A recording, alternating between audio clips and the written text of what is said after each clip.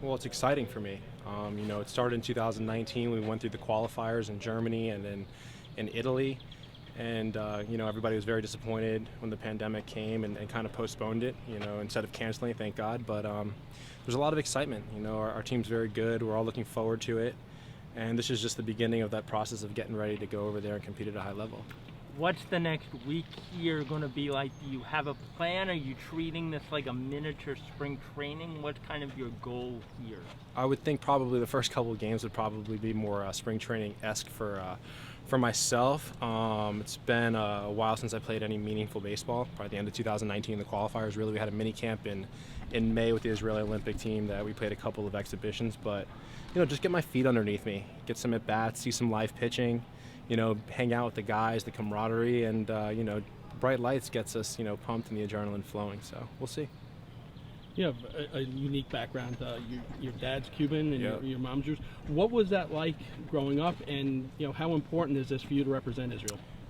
Well, we grew up in a very much a Jewish household. My mom ran the show within the house, as most Jewish women typically try to do.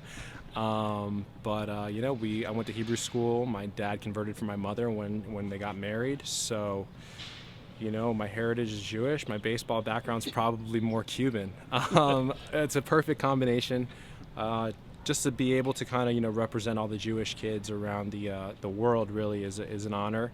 Let them see that Jewish people can be athletic. It seems like there's very few and far between that play a lot of baseball, at least at high levels. So, to inspire the youth over there, kind of like what Ian was talking about, is the goal, and to shine some notoriety that Jewish athletes, especially in the baseball world, are solid, very good baseball players. Well, to piggyback on that, you actually played with another one of a very famous Jewish player, Ryan Braun. You Yep. guys were teammates. Was there like a connection between the two of you at that point? We would joke about it back and forth and stuff like that, and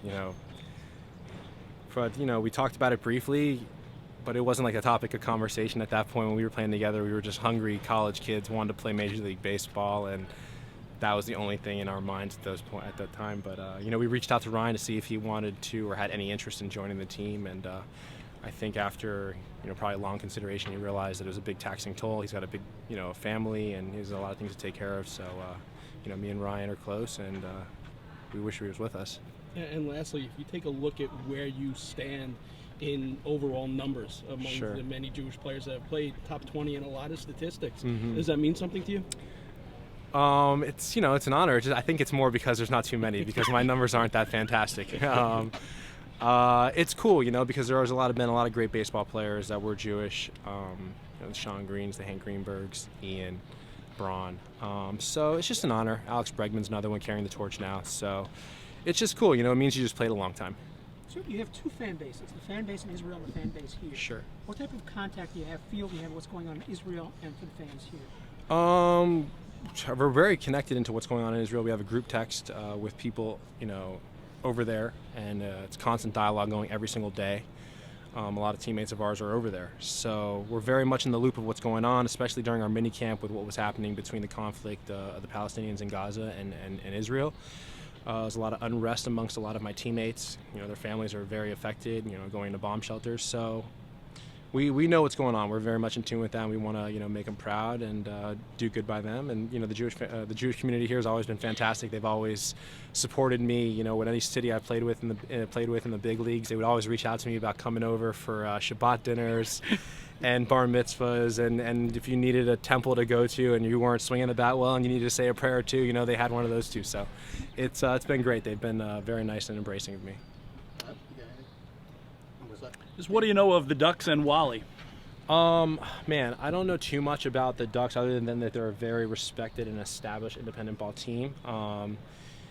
Wally, to me, I just met him recently, but to me more of a YouTube sensation, watching some of his videos.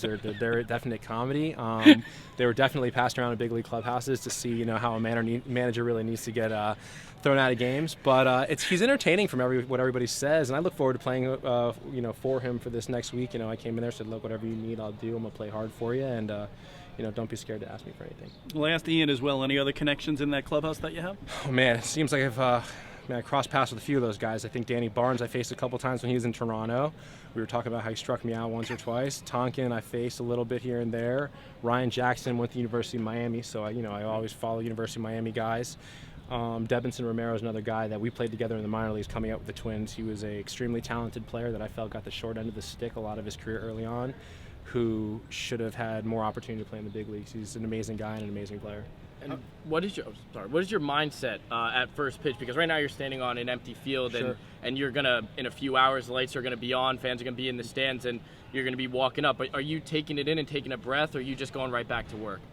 I mean, bright lights gets me activated, man. Like, I'm born for this shit, to be honest. Sorry, but I'm excited. I love the adrenaline. I like the camaraderie, and it's competition. We're gonna get a good gauge on where we're at.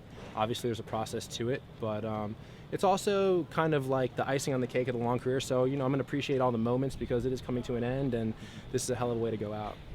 Growing up, was there one Olympic moment that you remembered vividly? Man, my parents took me to the '96 games in Atlanta, and watching the Cuban team and my dad being Cuban was super cool. It was super emotional. That was a really cool experience, watching the Cuban baseball players, knowing the stories, how they grew up so rough. I've recently been over there in years past, and that one probably sticks out to me. Me and my wife have been watching the gymnastics trials. We've been watching the diving trials and the swimming trials. I mean, we're all in. We love it. What's not to like about the Summer Olympics? You're going to see the fastest runner. You're going to see, the best swimmers. You're going to see the best gymnasts in the world. And everything about it is great. So pro athletes are usually very big on visualization.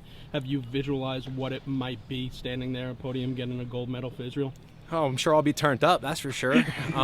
We'll be going wild if that's the case. Trust me, there's going to be no lack of emotion being shown on that stage. We're going to probably pop some champagne bottles and have a good old time. At the end of the day, the goal is to win a medal. We want to win a gold medal, and circle back with me when that happens.